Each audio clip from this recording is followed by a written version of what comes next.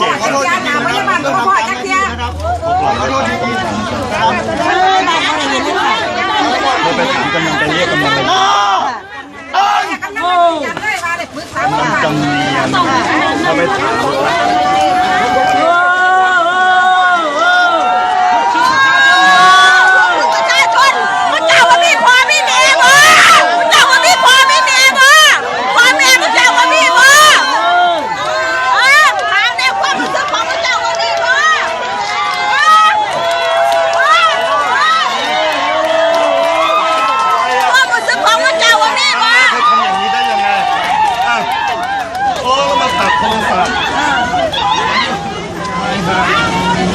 ก็ถ่ายกันได้มันจะหมด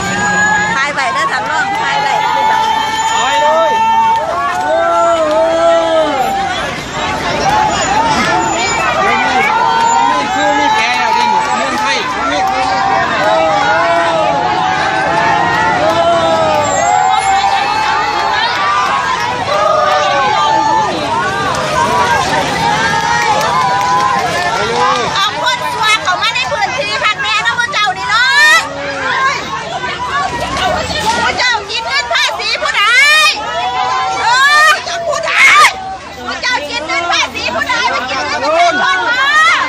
เจริญ